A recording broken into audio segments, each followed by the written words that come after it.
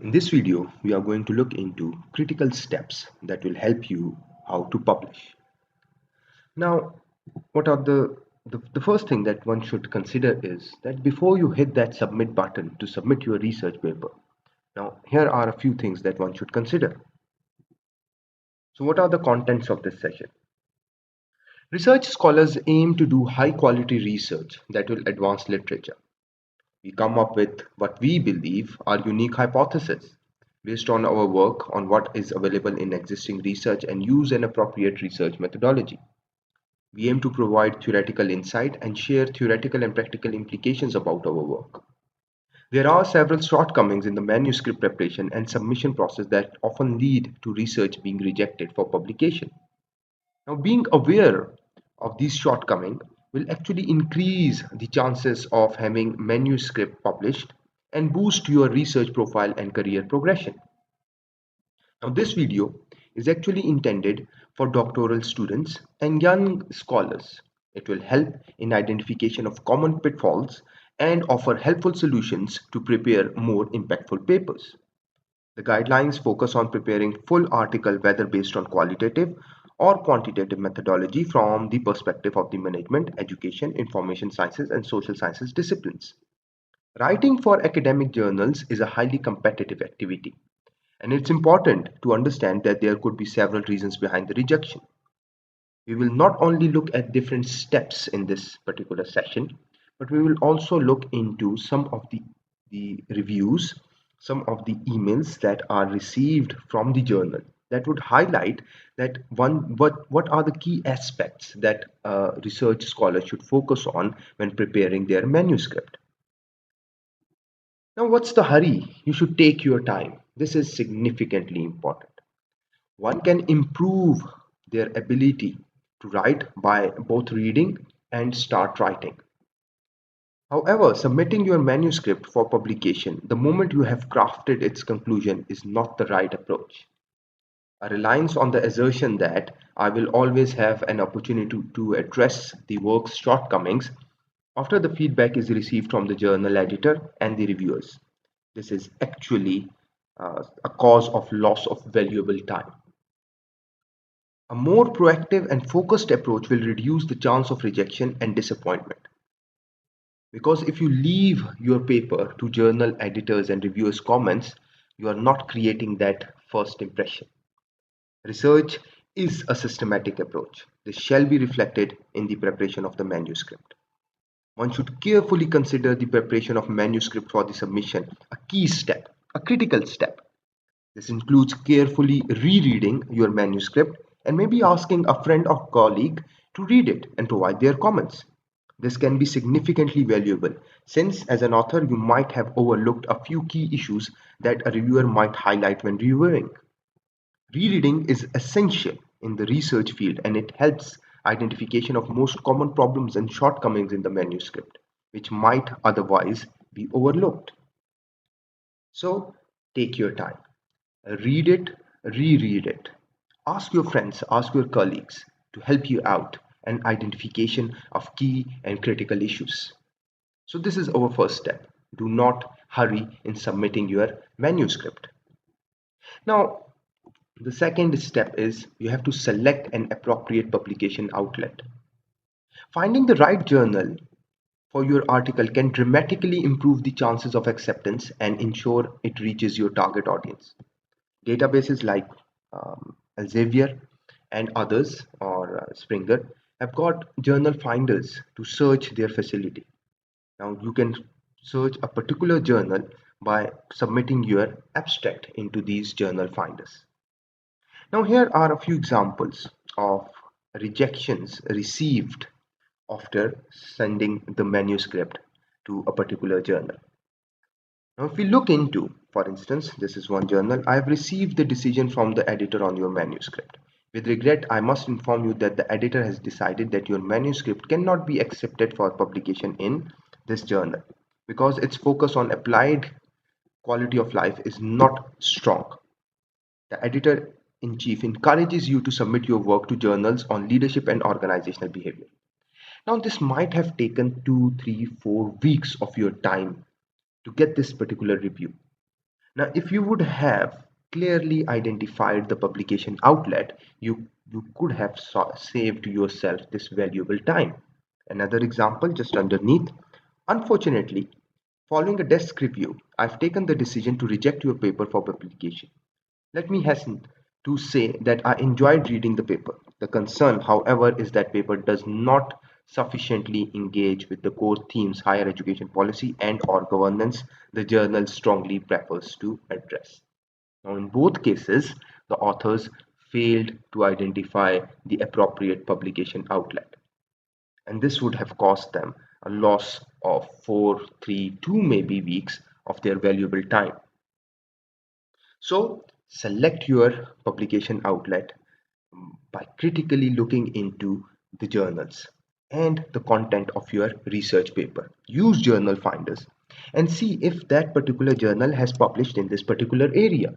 Look at their methodology that they normally use, or the methodology that they normally prefer for publication. The third point is that you have to read the aims and scope and author guidelines of your target journal carefully. Once you have read and reread your manuscript carefully several times, received feedback from your colleagues, and identified a target journal, the next important step is to read the aims and scope of the journals in your target research area. Doing so will improve the chances of having your manuscript accepted for publication.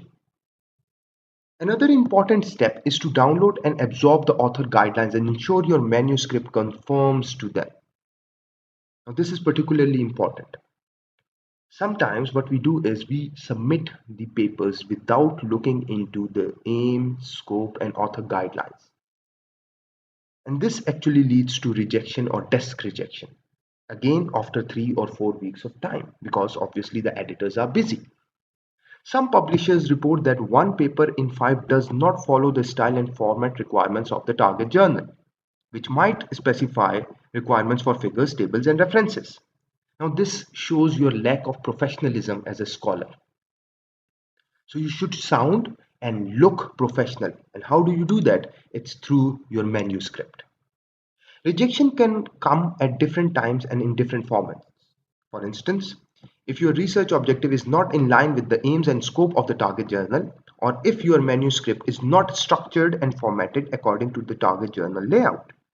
If your manuscript does not have a reasonable chance of being able to satisfy the target journal's publishing expectation, the manuscript can receive a desk rejection for the editor without being sent out from or for peer review. Now, even though your article might have content, but since you fail to follow the journal guidelines, it gives enough reason to the editor to reject your paper. Now, these desk rejections can be disheartening for authors, making them feel that they have wasted valuable time and might even cause them to lose enthusiasm for the research topic. But obviously, you can counter this thing by looking into the author guidelines, the aims and scope of the journal. Now, here are a few examples. An article submitted to a journal. Your manuscript is too long, about 11,429 words. The recommended word count is 7,000 words. If you wish to resubmit to this journal, please reduce it to at least 8,000 words and resubmit. Now, this is one response from one journal. There's another response. I write you in regards to your manuscript. First, please accept my sincere apologies in the delay in processing the papers. Obviously, there's COVID-19 issue these days. Having read your paper, I've decided not to send it for review. Given the subject matter and the methods, I think it would make a better fit with a journal with more explicit focus on work, organizational psychology, and leadership. So the paper was submitted beyond the scope of the journal. And in other case, the author guidelines weren't followed. Again, the author losing on valuable time. The next is make a good first impression with your title and abstract. This is particularly important. A well-written title with a well-written abstract can catch the attention of the editor or the associate editor or anyone who's looking at the paper. The title and the abstract are incredibly important component of a manuscript as they are first elements a journal editor sees. The title should summarize the main theme of the article and reflect your contribution to the theory. The abstract should be crafted carefully and encompass the aim and scope of the study, the key problem to be addressed, and the theory, the methods used, the data set, key findings, limitations, and implication for theory and practice. Now, these are the key ingredients of the abstract. A well-written abstract can obviously is the first hurdle that you can clear. Now, some journals have their own methodology and analysis requirements. This is the next important step. Now, you should obviously consider those. Please read some of the papers from the journal where you intend to publish. This will surely give you a clear idea as to their approach, structure, format, and how they want their writing to be. For example, this is an example where this was received or comment was received from the journal. Now, poor analysis such as using inappropriate statistical test or lack of statistics altogether, lack of goodness of model fit information. Now, some journals actually do not need this kind of information, but this particular journal requires this information. So look into the papers that are published, recently published in the journal. What is their structure? How do they like their writing to be? What sort of ingredients they want in their methodology? What kind of statistics they want in their analysis? This is important and it can give you a head start. The next is copy edit, not just proofread your manuscript, including the main text, list of references, tables, and figures. Now, you should keep your eye on the requirement of the journals, the author guidelines, and then obviously copy edit, not just proofread your manuscript. The key characteristic of scientific writing is clarity. Before submitting a manuscript for publication, it is highly advisable to have a professional editing firm copy edit your manuscript. Obviously, this can be expensive, and then again you can reread it yourself. Ask your friends to do it who've got good editing skills or ability. An article submitted to a peer-reviewed journal will be scrutinized critically by the editorial board before it is selected for peer review. It is highly competitive. According to statistics shared by Elsevier, between 30% to 50% of articles submitted to Elsevier journals are rejected before they even reach the peer review stage. So if 100 articles are submitted to Elsevier, there are 30% to 50% articles rejected by Elsevier. This is just one database, and this is because they've got poor language. A properly written, edited, and presented text will be error-free and understandable and will project a professional image that will help ensure your work is taken seriously. On occasion, the major revisions conducted at the request of the reviewer will necessitate another round of editing. Authors can facilitate the editing of their manuscript by taking precautions at their end. These include proofreading their manuscript for accuracy and wordiness. Avoid unnecessary or normative descriptions like it should be noted as, or it should be noted here, or the author's belief, and sending it for editing only when it's complete in all respects and ready for publishing. Obviously, these professional editing companies charge hefty fees, which might not be suitable for a young scholar. So what we can do is we can use for or go for softwares like Grammarly, which is very good, or Microsoft Word has got some good editing tools. But obviously, the benefits of proper editing are undeniable. Now, this is some of the comments received from the journals for a particular or maybe two papers. From a formal view, a slight quick review of an English native speaker would be suggested. And in another review, English language expression at international journal standard is mandatory for publication processes. We recognize the significant obstacles that this requirement imposes on non-native speakers and attempt to take into account when making decisions about manuscript. The key issue is not correctness for its own sake, but clarity in the argument, including precision in the use of concepts. So clarity, ability for the journal or ability for the reader to understand the concepts that are expressed in the manuscript. This is particularly important. They are not looking for very high-end English language. They are looking for clarity and readability in your manuscript. Now, another important thing that we normally miss out on is that we do not submit a cover letter with the manuscript.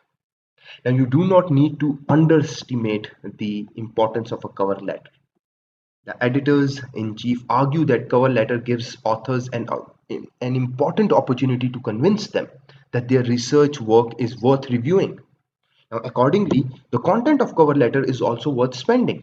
What we do is we normally write the abstract in the cover letter, which is not sufficient, which is not a good idea. A good cover letter first outlines the main theme of the paper. Second, it argues the novelty of the paper. And third, it justifies the relevance of the manuscript to the target journal. It is suggested to limit the cover letter to half a page. Now, these are three important things that a cover letter must have. You should always submit a cover letter. And now, address your reviewer comments very carefully. Read them again and again so you understand what the reviewer wants. Now, editors and editors-in-chief usually base the acceptance of their manuscript on the recommendations of the reviewers. Now, these revisions may necessitate either a major or minor changes or minor change to the manuscript. Inexperienced scholars should understand a few key aspects of the revision process. The first one is that it is important to address the revisions diligently. Second, it's imperative to address all the comments. Do not, sometimes what scholars do is that they remove the comments by the reviewers. You can't hide the comments. You cannot avoid the comments. You have to address all the comments. Third, the resubmission of the revised manuscript must happen by the deadline provided by the journal. Obviously, if you can't meet the deadline, ask for extension and normally you get the extension.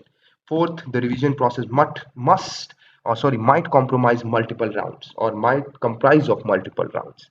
Obviously, first you get a major revision, then you might get another major revision, and then you might get a minor revision. This is all part of the process. The revision process must have two major documents. The first is the revised manuscript highlighting all the modifications made following the recommendation received by the reviewers. The second is a letter listing authors' responses illustrating that they have addressed all the concerns of the reviewers and editors. These two documents should be drafted very carefully. The authors of the manuscript can agree or disagree with the comments of the reviewers. Obviously, typically agreement is encouraged. But even if you are if you are in disagreement with your reviewer, you should provide sound reasoning in a humble manner. But they should, in all cases, provide a well-argued justification for their course of action. Now, here is an example where the authors failed to address the reviewers' comments. And once you fail to address the reviewer comments, obviously your paper is rejected. You have significantly improved the manuscript. However, two broad issues still remain that would need to be addressed. Now, obviously, these are the issues, and in my view, still that is that this has not been adequately achieved. Now, this is something that is obviously does not go well with the editors. Once they see these sort of comments, obviously, it is more likely that your paper will be rejected. So, take your time, read the reviewer comments, read them again and again. If you fail to understand it, ask a senior for help. This is another example of how to address reviewer comments. Obviously, you can start by thanking the reviewer, and this is the one in yellow is the response from the authors. And then obviously, what you can do is how did you made the improvement? How did you address the comments? You have to obviously identify this. In the next case, obviously the same situation, but this last example is important, where the reviewer asked for a certain change and the author obviously made the change and then identified the page number and line number where the change was made. So you should help your reviewer find the right kind of information in the revised manuscript. Don't make him search the information.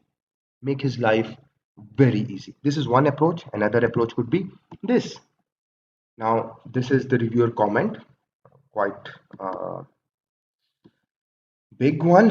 And now, following the reviewer suggestions, we have tried to improve our argument concerning CSR and service quality in the section. This is the section, this is the page number, this is the line number. Again, obviously, it spans over 2 pages. So again, line numbers and page numbers are mentioned.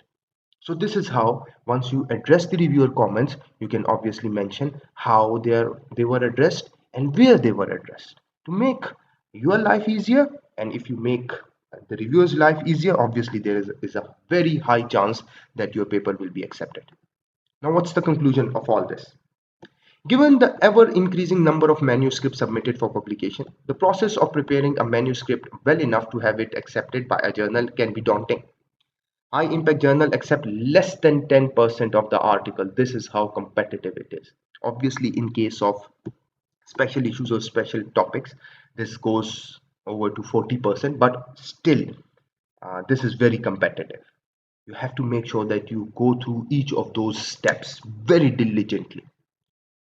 This advice obviously is not exhaustive. You read through papers, you read through articles, you read through recommendations, you go through different videos, different recommendations will be highlighted. But obviously, these are few things that one should consider while considering publication in high impact journals. I hope this video would have helped you understand how you can publish. Thank you very much. Here are the references that have been used during the preparation of this video tutorial. I hope they will help you further understand the steps that should be involved in producing a quality manuscript. Thank you.